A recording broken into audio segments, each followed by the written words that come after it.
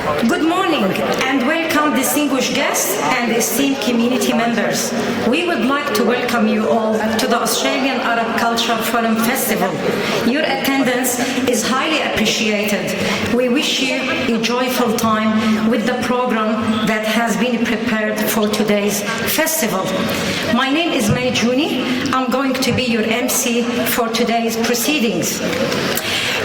Before we begin our proceedings, I would like to acknowledge and pay respect to the traditional custodian of the land on which we meet the Cabrugal people of the Darug Nation.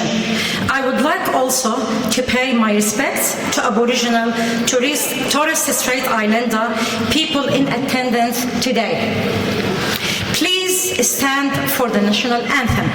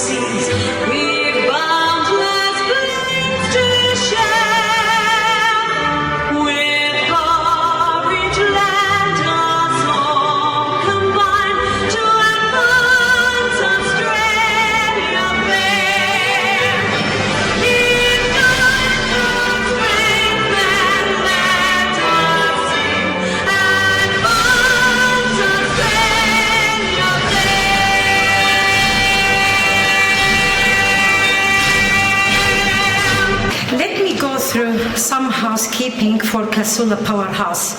Please make sure your phone is off or on silent.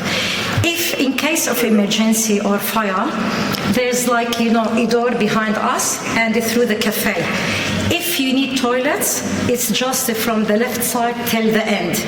Thank you so much. And if you require any information, please don't hesitate to ask.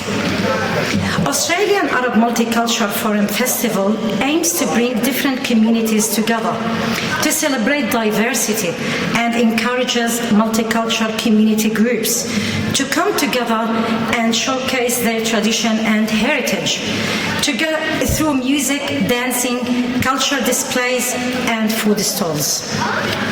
I would like to invite Professor Amira Isa, chairperson of the Australian Arab Culture Forum Festival, to say a few words. Would you like to come to the stage, Professor Amira?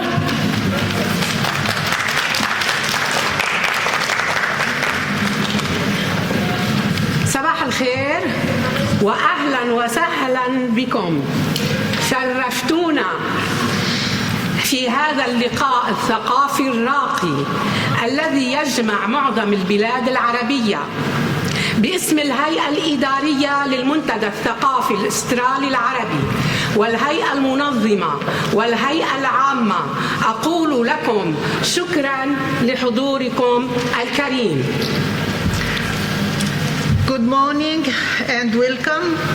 You honored us in this prestigious cultural meeting that brings together most of the Arab countries. on behalf of the administrative community, the organizing community, and the general community of the Australian Arab Cultural Forum, thank you all for your attendance. أوجه كلمة حب وتقدير إلى سكان أستراليا الأصليين، ولكن لا يكفي الكلام، جاء وقت العمل. علينا أن نساعدهم على نيل حقوقهم وتغيير القوانين المشحفة بحقهم، وذلك بقول نعم للاستفتاء الذي ستطرحه الدولة في الأشهر القادمة. I would like to address a word of love and appreciation to the Indigenous people of Australia. But words are not enough. The time for action has come. We have to help them obtain their rights and change the laws that are unfair to them by saying yes to the referendum that the state will put up in the coming months. عند تأسيس المنتدى الثقافي الأسترالي العربي كنت قد وعدت روح الأجداد أن تبقى اللغة العربية موجودة في بلاد المهجر، بعد أن رأيت أن كل الاحتفالات تكون باللغة الإنجليزية. لذلك اتبعنا سياسة الخطاب المختصر على أن يقال باللغتين العربية والإنجليزية، وهكذا تبقى الحروف العربية ترن في آذان الأجيال إلى الأبد.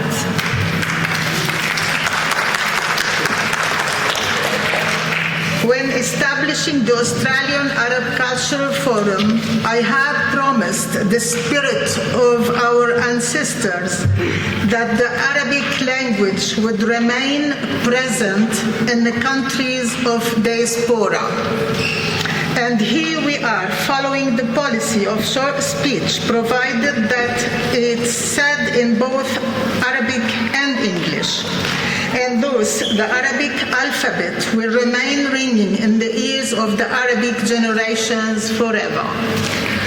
Allow me now, in English, because I want to do the remerciement. أشكر تشكرات يعني remerciement. Thanks. Thanks. Yeah. Allow me to thank everyone who is with us. Everyone has a lot of love in our hearts. Let me begin by welcoming our guests who are now present with us or they will join us. The Honor Tina Ayat, MP member of Holsworthy. The Honor Karishma Kalyanda, MP member of Liverpool. Mr. Ned Mannoun, Mayor of Liverpool City. Mr. Joseph Lacosta, CEO of the Multicultural New South Wales. Mrs. Silva Misler, Executive Producer for SBS 24 Arabic News. Mrs. Nadia Bucci and Mrs. Rachel Haywood, representative of the Western Sydney MRC. Mrs. Lina Aisho, representative of Stars. Mr. Murshid Naim, representative of CORE. Thank you for your presence and constant support for the activity of the Australian Arab Cultural Forum. I also thank the presidents and all members of cultural forums in Sydney who participated in this festival. Excuse me for not mentioning the names due to time constraints. I thank the administrative and organizational committee of the Australian Arab Cultural Forum. I thank our MC, Mrs. Mai Joni. A big thanks to all the forum friends and to everyone who contribute to the success of this festival. Excuse me to not say names for that. Everybody, welcome for everybody. اسمحوا لي أن أخبركم أن المنتدى الثقافي الاسترالي العربي قد قام بعدة نشاطات اجتماعية وثقافية منذ تأسيسه سنة 2019. سأعدد فقط الآن نشاطاته فيما تبقى من هذه السنة، بداية من هذا المهرجان تتبعه مسابقة القصة القصيرة وستعلن نتائجها وتوزع الجوائز في جون 2023.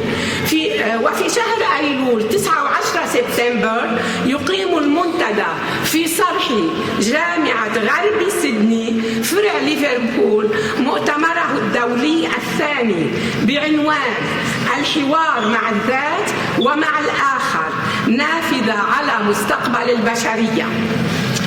The Australian Arab Cultural Forum has carried out several activities since its establishment in the year 2019. I will only mention the coming project in 2023, starting with today's festival, followed by the short story writing competition. The results will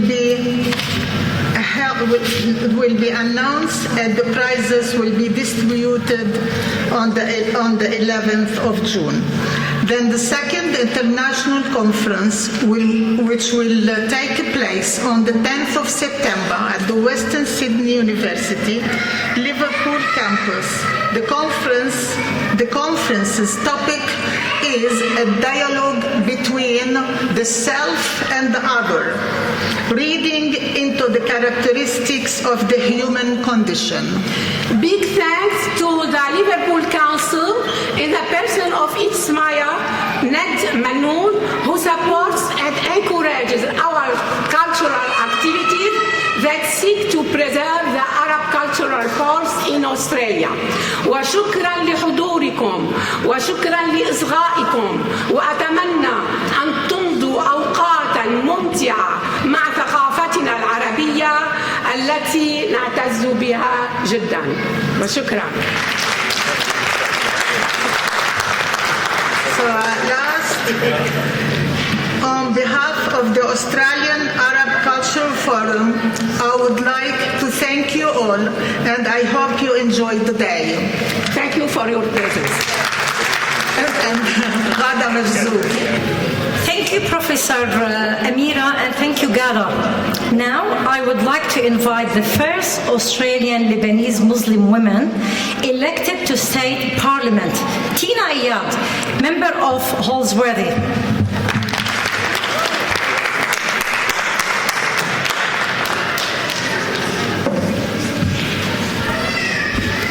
Thank you, May.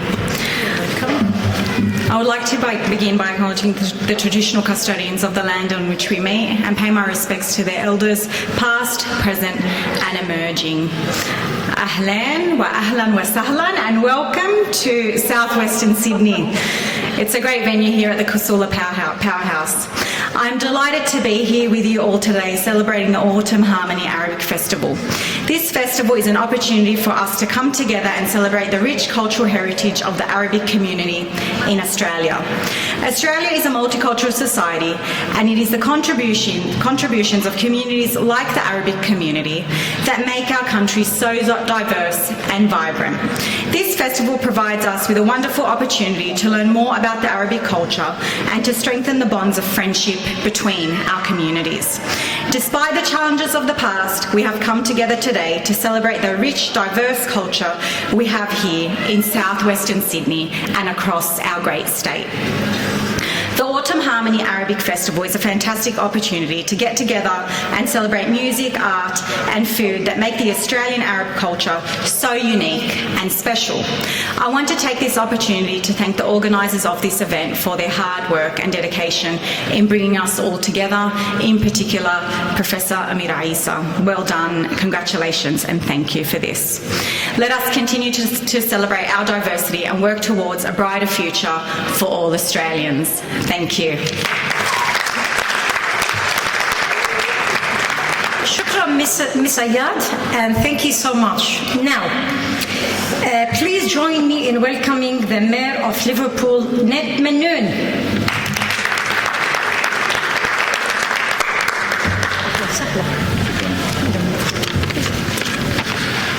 Good afternoon, everyone. I'd like to start off by acknowledging the traditional custodians of the land on whom we meet today and pay my respects to elders, both past, present, and emerging.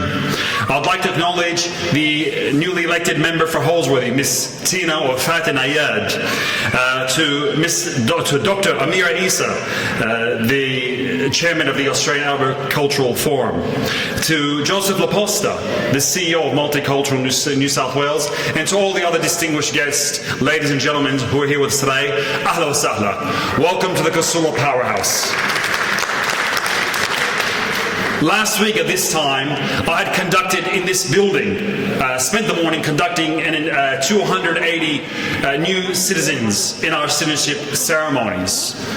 Those were people coming across from all over the world who now call Australia home, who made the choice to call themselves Australians. And I want to share with you some of the things that I said to them because I think it is very relevant of why we are all here today. Now, first and foremost, we live in the best country in the world, in Australia. Who agrees with that? Come on, a bit of noise for Australia. And when you think about what makes it so good, it's about us, the diversity that exists here. Unless you are First Nations, we are all migrants, whether we migrated here 200 years ago or 20 years ago.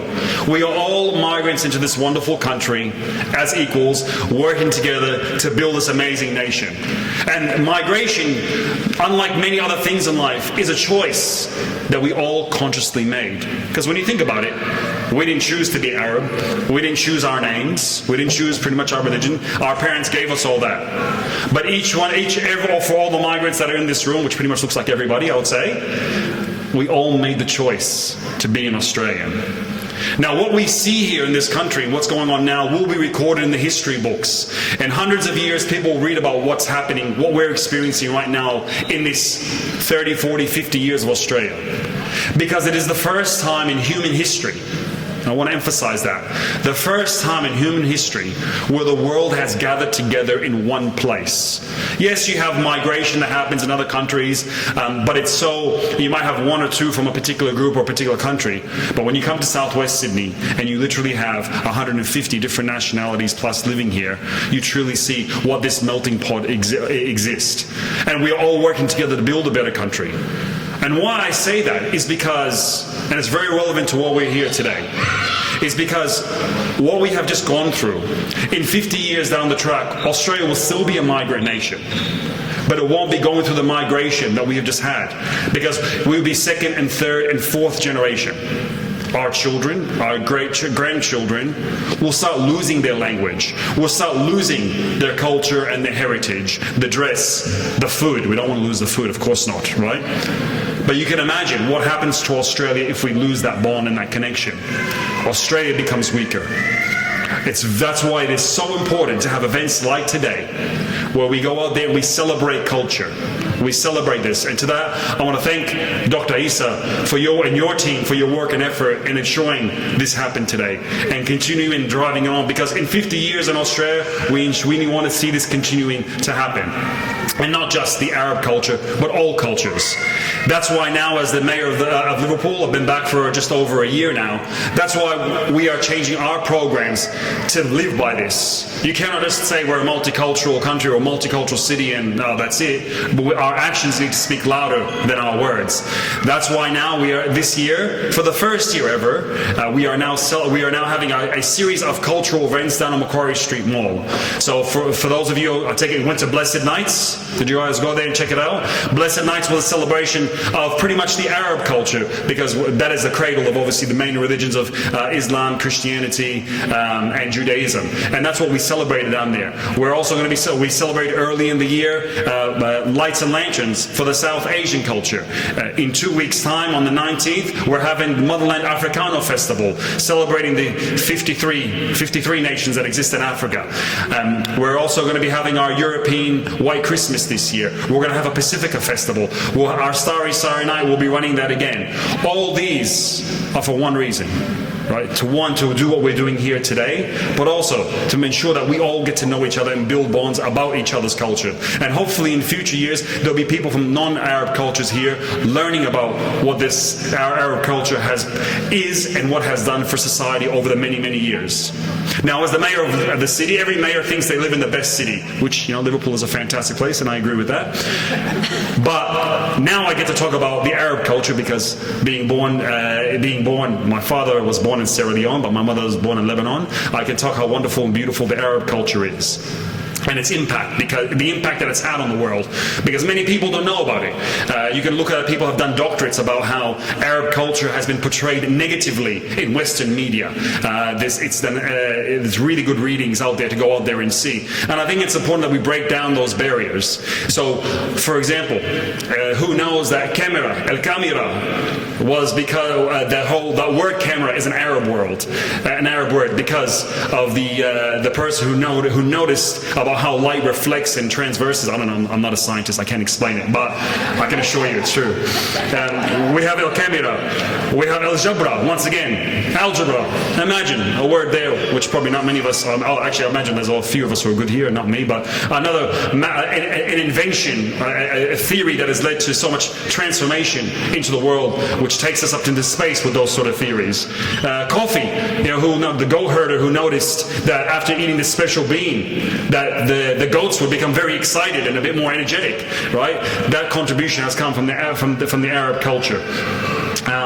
Even the concept of a chairman is another thing that comes from the Arab culture. Whilst the West was in Europe was in the Dark Ages, the reality is the Middle East and the Arab culture was celebrating the Golden Ages, and that's an important message that we go out there and get across. Even one that we've all been frequented with is quarantine, which, whilst an Italian word, it's the Italians who noticed what the Arabs were doing, who invented hospitals. And let's not forget El Cosini as well. Now, we do have our Italian here, Joseph, I'm sure will be speaking soon, who bring us Ferraris and great Italian fashion, but I think there's a lot of similarities there. Seasonal fashion, there are many, many things, and I would like us to go out there and share these wonderful things, because when I first found out about them, I was shocked and amazed, because it instills pride in the young generation. The kids need to know this so they can be proud and take that with them as they go along. And can I lastly say the most important thing to come from the Arab world is the monastic religions, Islam, Christianity, and Judaism. Right? Well, people forget that. They forget that when they're reading these books, they're reading about a bunch of Arabs, if I can use that terminology. Right? And it's an amazing thing. And I think, once again, we need to promote that, because this truth is how we all... there's a lot of injustices that happen in the world, but truths are a very important thing. So, inshallah, we all can work together and take what we have as Australian Arabs and to make this country even better than what it is today. And that is the obligation that we, each and every one of us, have to us. And if I can just finish up on one last point. As we go along, as was mentioned, obviously there's a referendum going forward about recognizing our First Nations people, which I won't make comment about in particular. But can I say this? When this debate happens for the rest of the year as we go along, anyone who goes out there and supports fixing the injustices that happen to our First Nations people, for them to be fair, true and honest, they must also support justice for the Palestinian people. Ladies and gentlemen, thank you very much and welcome to Ahlan wa Sahlan. Thank you so much, Mr. Mannoun, for the outstanding speech. Now it's time for... Can we have Mr. Lacosta, Joseph Lacosta, the CEO of the Multicultural, to come to the stage, please? And I'm so sorry for that. Please don't worry at all. I'm so sorry. No, don't. I forget who I am half the time as well. I'm not sure if it's the salab outside that's taking effect or the beautiful Moroccan tea, but please don't worry. And for us, a big thanks to you for the beautiful salab outside. For those that don't know, salab comes from the root of the orchid, predominantly out of Turkey, and that Moroccan tea and biscuits is just delicious, so thank you. As mentioned, I'm Joseph Lacosta, the Chief Executive from Multicultural New South Wales, and I too would like to acknowledge the Kabigal people of the Darug Nation. Amira mentioned it before, and Ned just mentioned it then, but we as a country country have a very important decision to make at the end of this year. And I think there's two things that make this country wonderful. And Ned spoke at length about being migrants. The second thing is that we have the oldest continuing culture on earth. And who knows what the oldest human-made structure on earth is? Not the pyramids, the Brewarrina fish traps. The Brewarrina fish traps in the back of New South Wales, in the outback of New South Wales, are the oldest human-made structure on earth. So ladies and gentlemen, when you do make that decision about our First Nations people and about our country healing, please do so with the facts. You make whatever choice you need to do, but please do so with the facts. And I think Ned spoke very eloquently about the importance of understanding the many positives that may come from a shift in our thinking. To Amira, Imad and Mohammed, thank you very much for all of the work you do. Part of the reason that I'm here, obviously, is to celebrate today, but also to acknowledge people like Amira, who for the last few years have done an incredible job, not just celebrating our beautiful culture and customs, but asking people to do one of the most unpopular things of all time, and that's to get vaccinated. And it's been a really, really difficult few years. But Dr. Amira, thank you from the bottom of our heart. And please join me in recognising her amazing leadership over the last few years. Tina, congratulations on your appointment to Holdsworthy. I think it speaks volumes, and one of the things that wasn't said before, obviously reflecting on Tina's Lebanese heritage, but to be the first Australian Muslim woman in the lower house of the New South Wales Parliament is, I think, something we should all celebrate, and what a wonderful role model for all of our children going forward as well. And wherever Tina is, he's not far away, is he? He's always lurking, particularly in Liverpool. But what a wonderful mayor. And I think one of the things that is lost on us sometimes, because we see Tina and Ned, you know, and we often ask a lot of them, is the human toll that takes on them, and the fact that if they're here with us and our children and our families, that means they're often not with their own. But to Ned and to Tina, thank you so much for everything you do in South West Sydney, but particularly in the city of Liverpool, and for hosting us as well. Ned touched on it, but I don't want to steal his words, but I do want to say something to you. 1 in 2 of us is born overseas or has a parent born overseas in New South Wales. 1 in 2. 30% of us now were born overseas. In New South Wales, not just in Western Sydney, but in New South Wales, 28% of households speaks a language other than English at home. 28%, that's more than 1 in 4 households doesn't speak English at home. And in Liverpool, you'd believe, but that number is nearly 50% of households that don't speak a language of English at home. What a wonderful country we live in. But as Ned said, never take that for granted. The importance of passing your language and your culture and your traditions and picking the best bits of all of the things from your mother country, whether that be Jordan, Palestine, Turkey, Lebanon, Syria. I've missed a few. Morocco. There's probably lots of you here that are sitting. Have I missed any countries that are here? Which ones? Iraq. Very good.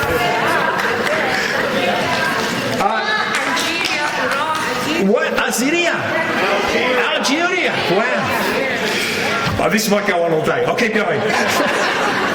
But never lose that. And remind your children of 2 things. 1, the incredible sacrifice you've made. And part of the reason that I'm here today is because the sacrifice of people like my father that have joined me to create a better life for people like me, who have invested in someone like me, who was the first person, and Ned joked before about Italians and Ferraris and all of those things. But it wasn't long ago that Italians were coming here working 2 and 3 factory jobs with nothing to create a better future. And it's not lost on me the sacrifices my nonna and my nonno and my father to put me through education and to be the first person in my family to go to university and to now be the CEO of Multicultural New South Wales. And that is a message for everyone in this room. The sacrifices that you make today to create a better future for your children tomorrow are critical. But the second thing to remember, as wonderful as all of our different cultures and customs are, the thing that makes this country great is that we have one common bond and that we are all Australian. And we also have to collectively invest in our country's future. And that's why I'm so pleased to come to an event like the Australian Arab Cultural Forum, because it's about bringing the best bits about what it is to be an Arab and what that represents, and the language and the dress and the culture and the customs, and how that can blend and merge and make this country better. So on behalf of my agency, Multicultural New South Wales, and my entire team and the New South Wales Government, thank you for everything you do. And I'm going to try and get this right. Shukran.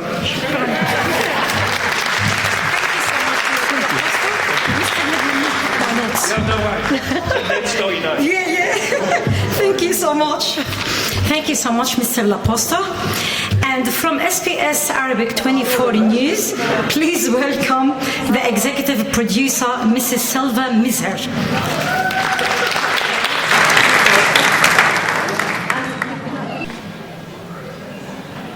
Good afternoon, distinguished guests, ladies and gentlemen.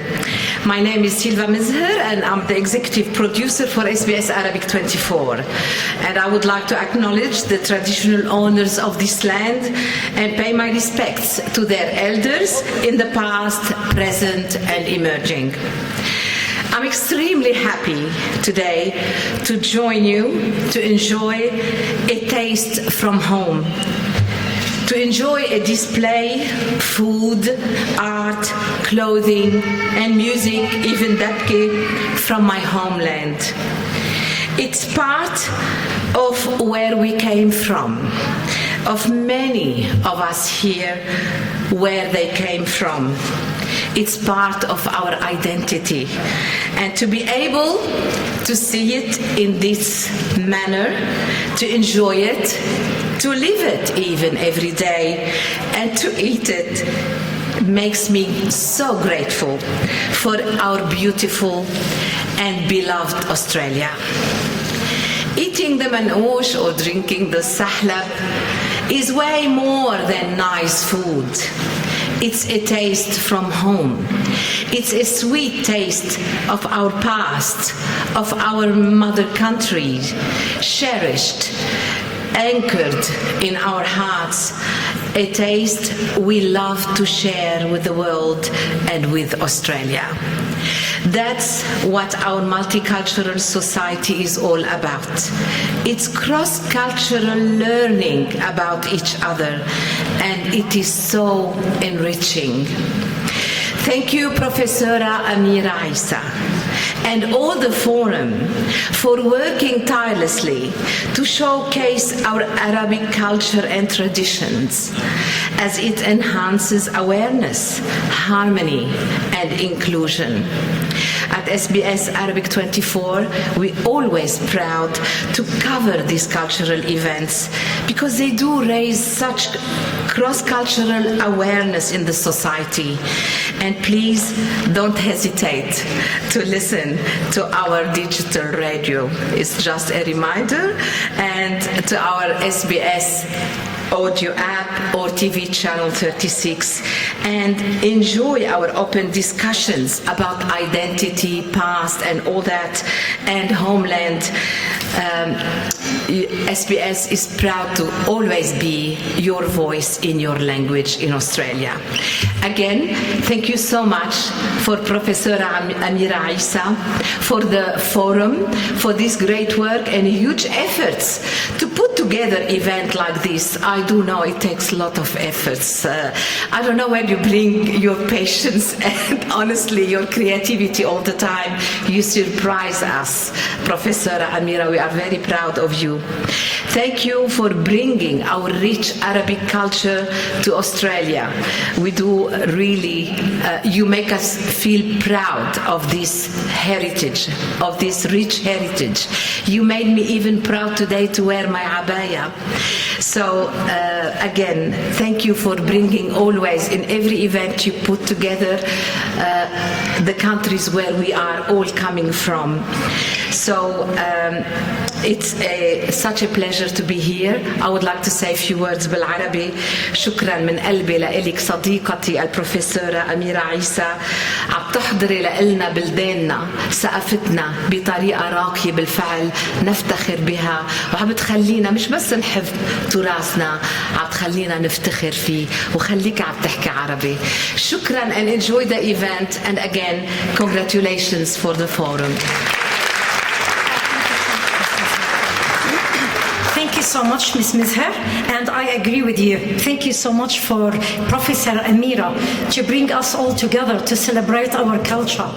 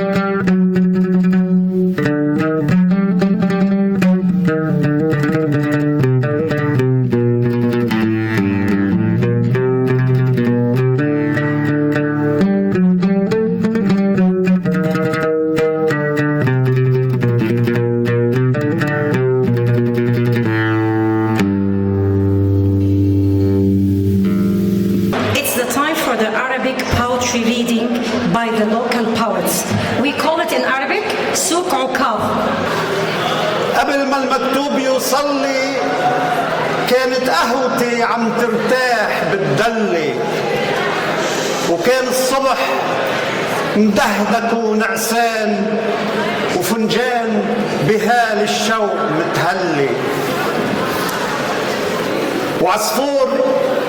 وعصفور صله عمر هربان يرمي عن جناحه الهم ويقول لي بدنا شعر من كعب هالفنجان يرجع لنا مواسم الخير والغلي. واليوم جاي وبقلبي حنان، اسمحوا لي يا رفاقي الصوت علي.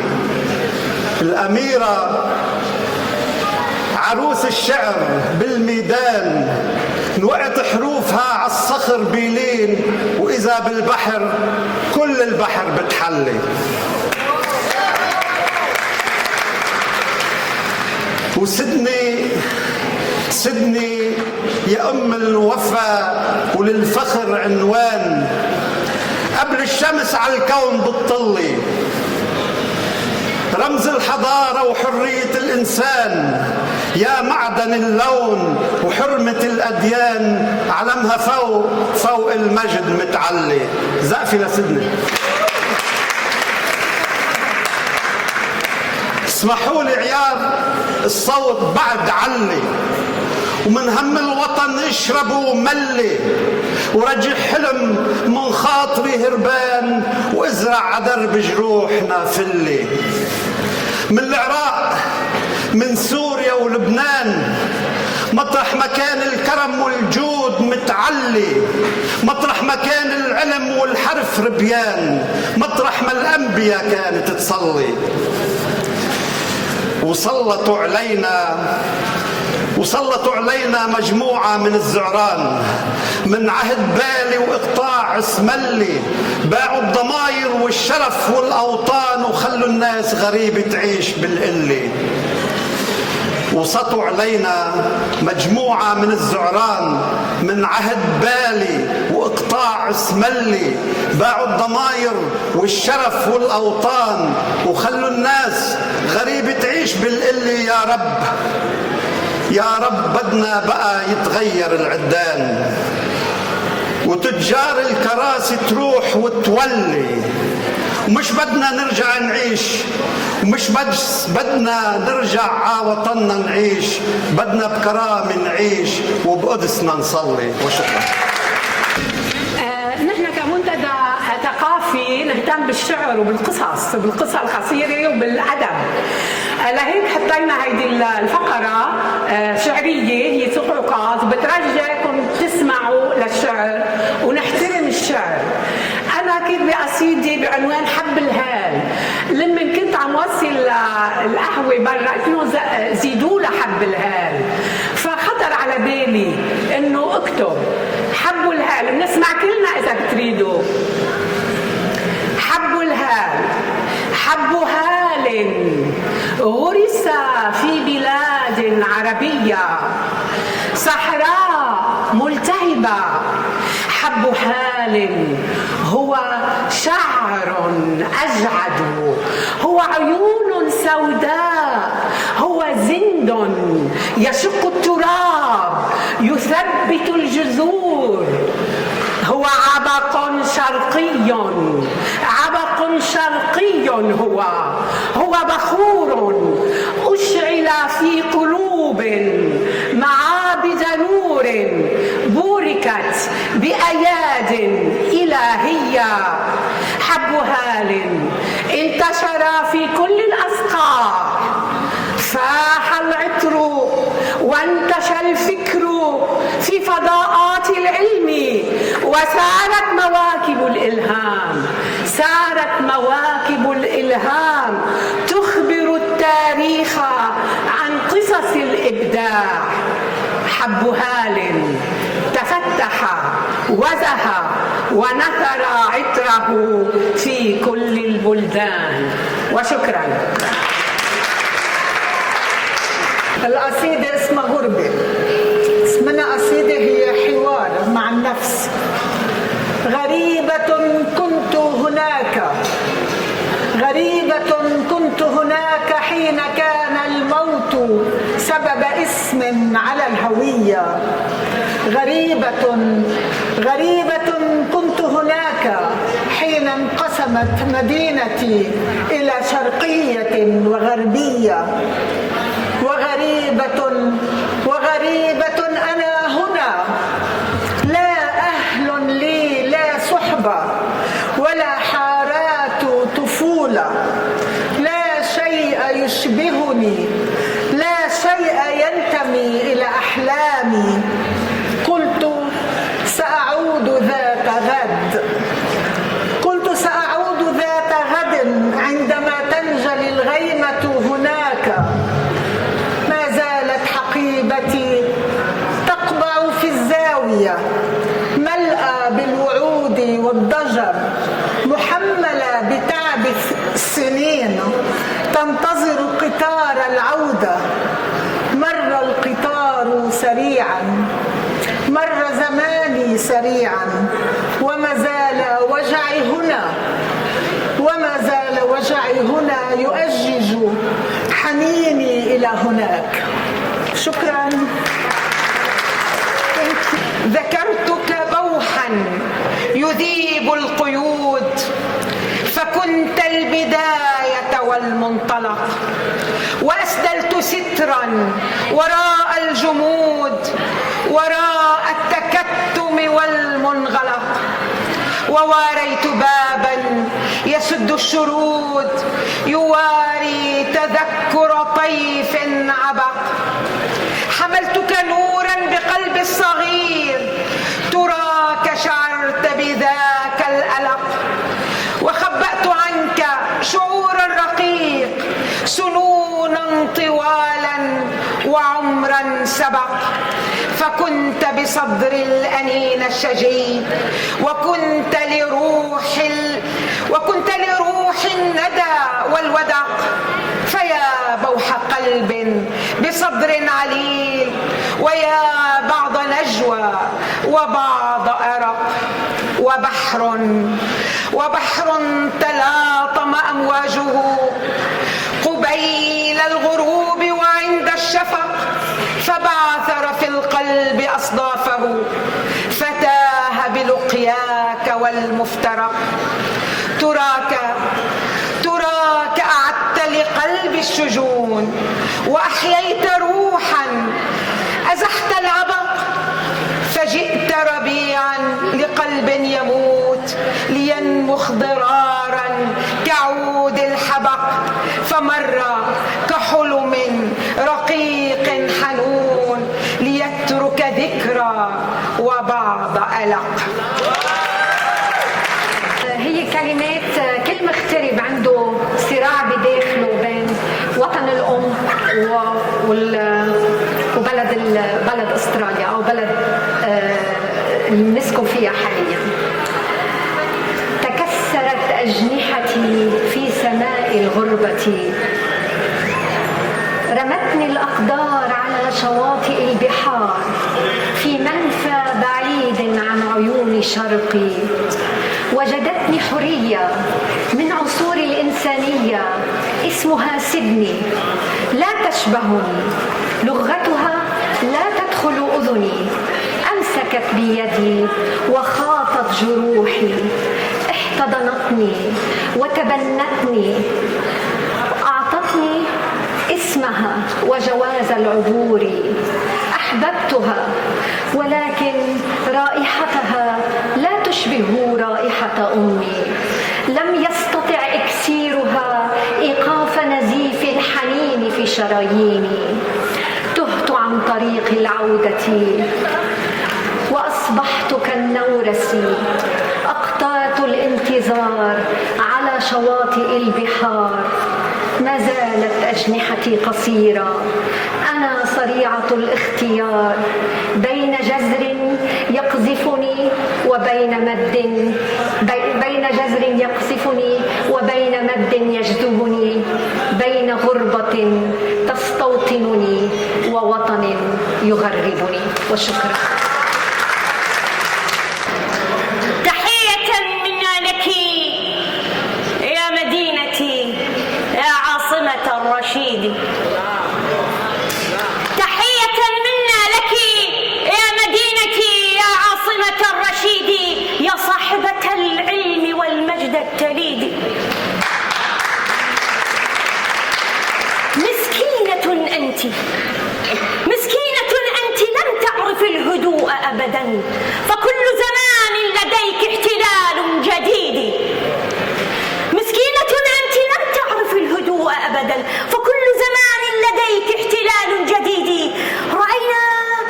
رأينا فيك كل المصاعب ولم نستطع أن نبتعد. يا فرحة، يا بهجة، يا مقلة، يا فرحة الطفل الوليد. بغداد، أتذكرين تنهيدة أمي؟ دليلول يا الولد يا ابن دليلول، يما عدوك عليل وساكن الجو. لا تحزني، لك منا عهدا أن نصنع لك عصرا جديد، ويرجع أهلك إلى ديارهم، وترجع أمي إلى بيتها، ويرجع التنهيد من جديد. بغداد، فنحن مهما ابتعدنا أنت في الشريان والوريد، أنت في الشريان والوريد.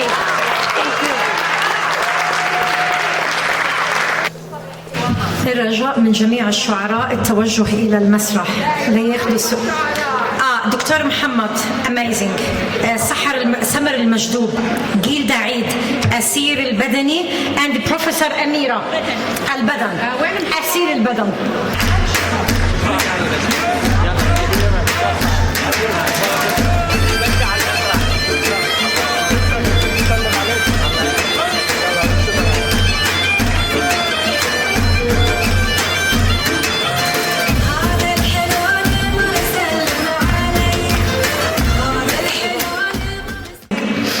Now it's time for Abaya show.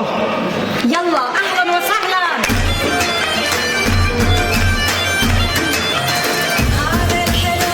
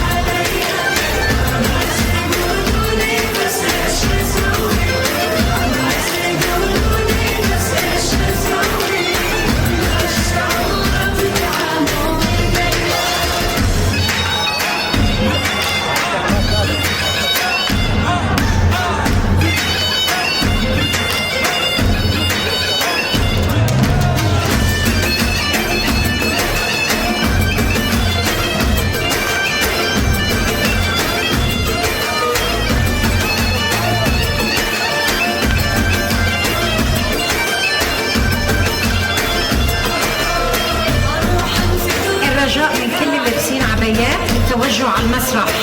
Every single lady who is wearing abaya to the stage, please, to the stage. Abaya time. Every single one. Abaya time, ladies. No one allowed to run away. Abaya time.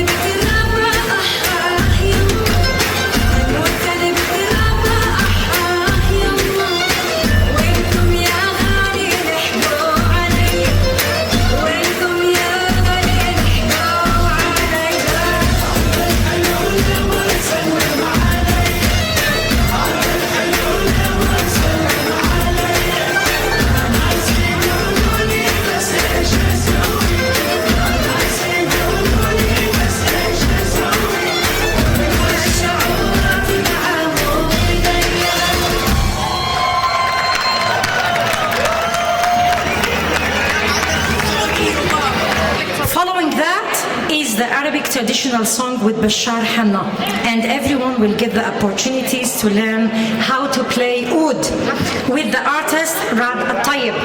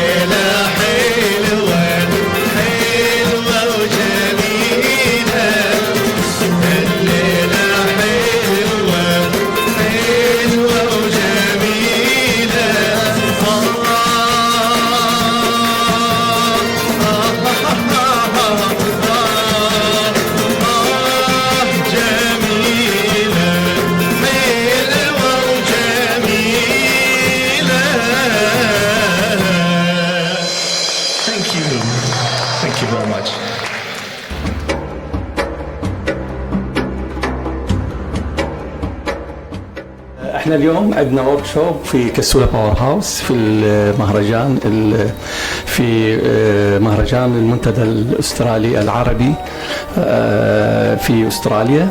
وانا اليوم الورك شوب مالتي اعلم الناس او اعلم كل الزوار، اعلمهم الكتابة المسمارية بصفتي انا فنان من بابل، وبيتنا ما يبعد كثير عن مدينة بابل الأثرية.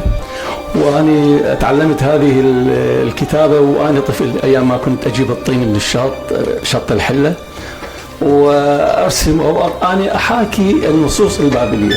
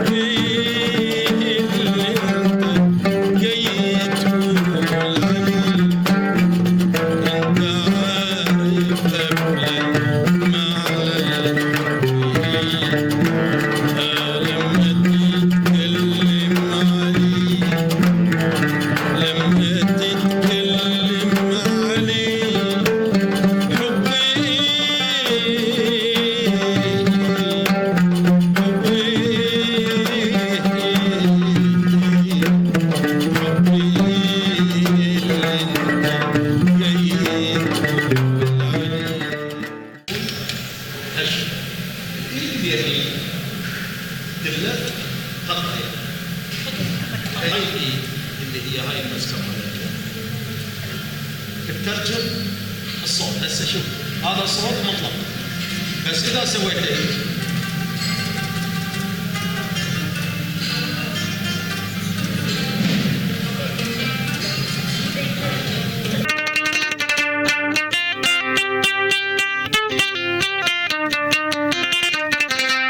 تكون اصابعكم هون مثلا، دائما هذا الاصبع بيكون مع هذا الاصبع بيكون معه، والاصبع هذا بيكون معه.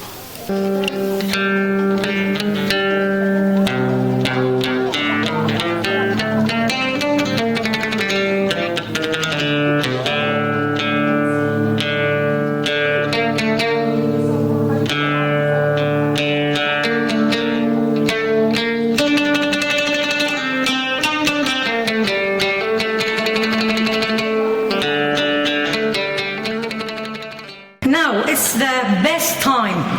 Now it's the time for the Lebanese folkloric group to entertain us with Dabke.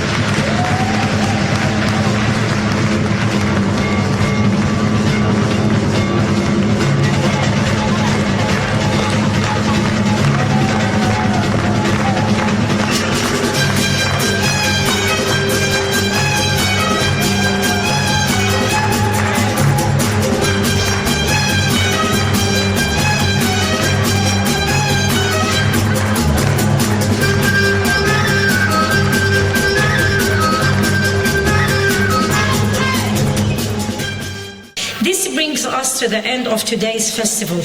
Thank you to the Australian Arab Culture Forum Festival for organizing a wonderful celebration of the Arabic culture. And many, many, many, many thanks to Professor Amira Isa, the chairperson. And thank you for all the performers, the speakers, and every single one.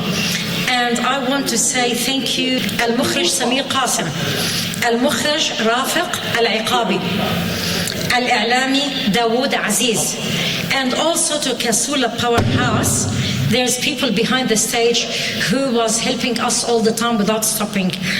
The technical producer, Sean Driscoll, Charles Dawson, the event engagement and the hire officer, Greg Donorski. Thank you so much for everyone.